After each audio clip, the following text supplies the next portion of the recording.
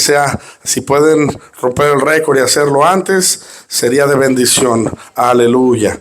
Y bueno, vamos a aprovechar al máximo el tiempo. Vamos a comenzar entonces con el ministro David Reyes. Aleluya. La primera pregunta para él es: ¿cómo sé cuál es mi llamado por parte de Dios en la iglesia?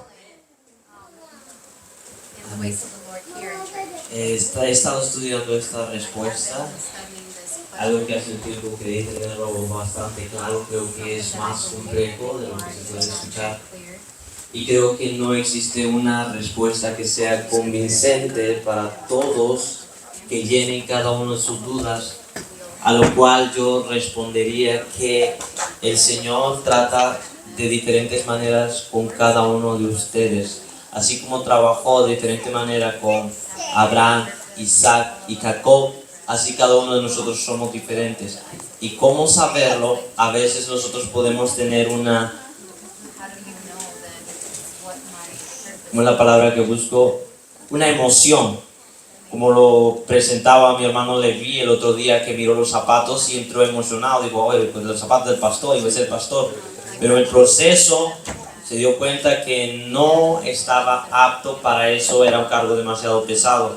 Las emociones las podemos tomar como que el llamado de Dios es este. Cuando pienso en Jonás, él tenía un llamado, más él no quería hacer lo que el Señor le estaba llamando, pero el Señor lo persiguió hasta que él lo cumplió. Si usted tiene un llamado, el Señor lo va a capacitar. Así que búsquelo en ayuno y oración, y el Señor lo va a usar a usted. Pero no tengo una respuesta convincente para aclararle cada una de sus dudas acerca de si usted tiene un llamado o no. Usted busque esa respuesta a solas con el Señor. Amén, amén. Gracias, hermano David. Ahora tengo una pregunta para nuestro hermano Levi Jr. Aleluya. Y la pregunta es: ¿qué tengo que hacer si mi esposa o padres no quieren que sirva a Dios? Amén, pastor. Voy a leer mis notas para hacerlo rápido y también esté bien al punto. Es necesario obedecer a Dios antes que los hombres, dice Hechos 5, versículo 29. Mateos capítulo 10, versículo 37 dice: el que ama a padre o madre más que a mí no es digno de mí.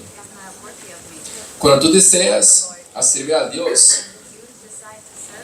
eso causa conflicto entre tus amistades, relaciones, en el trabajo, en la casa, con tus hermanos, incluso hasta tus propios matrimonios, hijos. Todo cambia.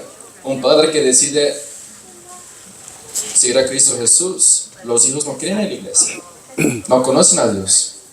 Pero la palabra de Dios es muy clara cuando dice: el que no desea a mí más que a su prójimo, que a su padre o madre, el más cercano, no es digno de mí.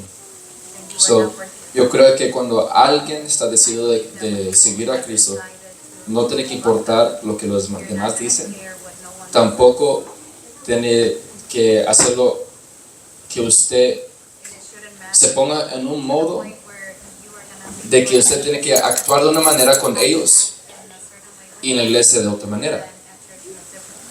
Sin embargo, a cambio, eso tampoco da el motivo de uno ser para dar respeto a su madre o a su padre.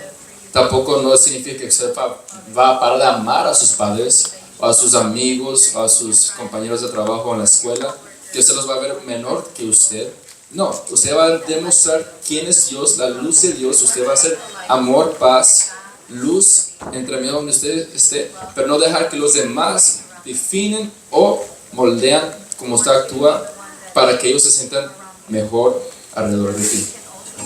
Desechando a los demás, pero siempre poniendo a Cristo Jesús primero. Amén, amén. Gracias, hermano Levi. Aleluya. Hermano Juan, la pregunta siguiente es para usted. ¿Qué ocurre exactamente después que morimos? Vamos al seno de Abraham.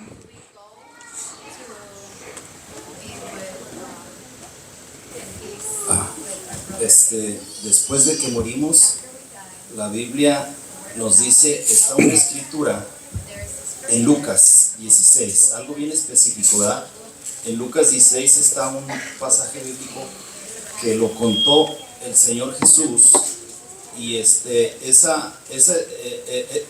no es parábola, porque ahí están nombres. Cuando ves una historia que no hay nombres, posiblemente sea una parábola, un ejemplo. Pero en Lucas 16 está bien claro cómo es que muere Lázaro y el rico.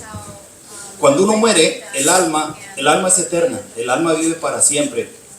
Entonces el alma se va a un lugar, la de los salvos, y la de los no salvos a otro lugar. Aquí en Lucas, aquí tengo en mis notas, aquí en Lucas 16 nos habla cómo es que aquí el 25 dice, en el Lucas 16, 25 dice, pero Abraham le dijo, hijo, acuérdate que tú recibiste tus bienes en tu vida y Lázaro también males, ahora estés consolado aquí y tú atormentado. Entonces el alma, el cuerpo se va al panteón, el alma se va al infierno o a un lugar de descanso, y el espíritu vuelve a Dios que lo dio. En el Viejo Testamento estaban en el centro, no se sabe dónde, pero estaban en algún lugar del centro de la tierra, en dos diferentes lugares, uno descansando y otro siendo atormentados. Pero cuando Jesucristo, Efesios 4:8, a partir de que Jesucristo muere, va a traer los que son salvos allá abajo en la tierra y se los lleva al cielo. Y se los lleva al cielo. De Cristo para acá, el que está muriendo, el que muere y es salvo, su alma se va con el Señor. Pablo lo decía allá en 2 Corintios 5:8, ausente en el cuerpo y presente en el Señor, ¿verdad? ¿Y por qué pasó ese cambio? Bueno, por lo que pasa que en el Viejo Testamento los salvos también se salvaban por la sangre de Cristo. Pero como Cristo todavía no muerto, todavía había pagado todavía no había hecho el pago con su muerte, entonces se usaba la sangre de los corderitos temporalmente como una tarjeta de crédito. Y cuando muere Jesús ya paga, entonces ya se los lleva. Entonces cada que estamos muriendo vamos al cielo. Entonces allá también en Apocalipsis 24, rapidito, ahí nos habla algo de cómo están las almas. Dice, vi las almas de los decapitados y vivieron y reinaron con Cristo 1000 años. Y también Apocalipsis 6:11 dice que se les dieron vestiduras blancas. Y también después, ya para terminar, los que se condenen en el infierno van a seguir hasta que Dios arregle todas las cosas. Ahí mismo Apocalipsis 20:5 dice, y los demás muertos no volvieron a vivir después de que pasaron 1000 años. Los dos salvos también van a resucitar, pero para echarlos para abajo. Amén, amén, hermano Juan, gracias. Aleluya. Hermano Rigo, la pregunta siguiente es para usted. ¿Cómo es el orden de los eventos finales? ¿Primero el milenio o luego el rapto? ¿O primero la resurrección? ¿Cuándo los dos testigos, el anticristo y cuánto el gran juicio del trono blanco? Amén. Dios les bendiga, hermanos. Bueno, Primera de Tesalonicenses 4:16 nos relata el levantamiento de la iglesia. Si el Señor viviese en este momento por la iglesia, está interesante la pregunta porque ese levantamiento de la iglesia, pero pasa algo en el mismo levantamiento, que los que murieron en Cristo resucitan primero. Luego nosotros, los que estamos vivos, dice la palabra, para encontrarnos con el Señor en el cielo. ¿Cuántos dicen amén? Amén. Después de eso tendrá comienzo lo que es la tribulación, ¿verdad? En la tribulación se va a dar el evento de los dos testigos. Vemos que allí ya Dios no trabaja más con los gentiles. Esos dos testigos están tratando nada más con el pueblo de Israel. Amén. Después de eso, bueno, vemos que el Señor le pone un punto final a la tribulación. Ponen a Satanás 1000 años, ¿verdad? Es echado a una cárcel para que tenga comienzo el milenio. Entonces dicen amén. Y después del milenio, tengan en cuenta que en el milenio la gente que sale salva de la tribulación, para ser todos judíos, ellos no tienen un cuerpo glorificado como la iglesia. Se les pasó el avión, ¿verdad? Ellos en el milenio estarán con la iglesia, pero ellos estarán con un cuerpo, ¿ok? Después de eso, lo más lógico es que esos que salieron en un cuerpo se vayan a multiplicar y muy probablemente sean los que se rebelen al final del milenio. Recuerde que al final del milenio se levantan contra Dios y ahí Dios le pone ahora sí a Satanás, al falso profeta, a la bestia, a todos estos seres son echados al lago de fuego. Y ya después de esto pues sí es ya todos los muertos se presentan delante del trono blanco para recibir juicio. Este sería el orden. Aleluya. Aleluya. Gracias, hermano Rigo. Aleluya. Hermano ministro Gerson Reyes, la pregunta para ustedes: ¿qué debo hacer cuando veo que un hermano está en pecado? La respuesta que yo iba a dar era acusarlo con el pastor, pero también dependiendo si es una persona que tiene un servicio en la iglesia, sea en cualquier área, pienso que lo más correcto sería avisarle al pastor que es cierta persona. Pero si es una persona nada más, un miembro que está en pecado, pienso que lo más correcto sería acercarse a él y entre los dos averiguar en dónde fue que él cayó en pecado y obviamente animarlo a que siga adelante. Entonces, porque no hay peor cosa que cuando alguien cae en pecado sea la iglesia los primeros que vayan a acusarlo.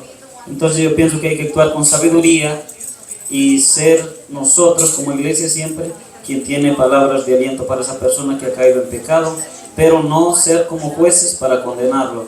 Pienso que eso sería lo más correcto, acercarnos a él y animarlo que siga adelante, no condenarlo, sino orar juntos por esta persona. Esa sería mi respuesta. Amén, amén. Gracias, hermano Gerson. Aleluya. Hermano David, la siguiente pregunta es para usted. ¿Por qué en Mateo 4:17 Jesús comenzó a decir: arrepentíos porque el reino de los cielos se ha acercado?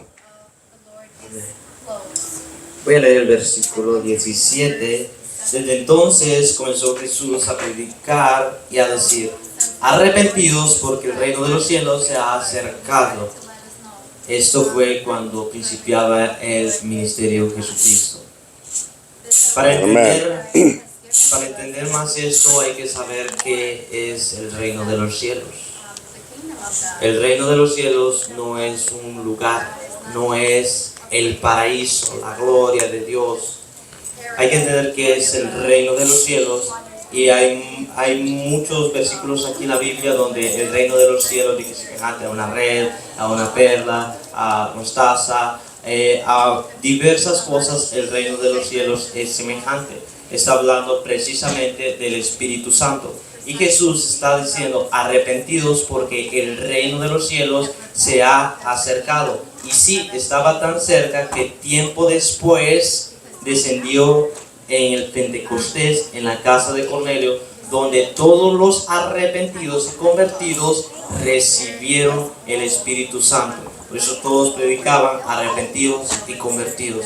Era lo primero que se les decía a las personas que querían recibir el Espíritu Santo. Al igual el mensaje para nosotros: arrepentidos porque el reino de los cielos ya está aquí. Pero para recibirlo necesitamos arrepentirnos, como Jesucristo al principio del ministerio así lo anunció: arrepentidos porque el reino de los cielos se ha acercado.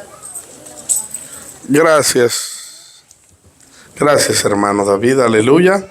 Hermano Levi Jr., la siguiente pregunta es para usted.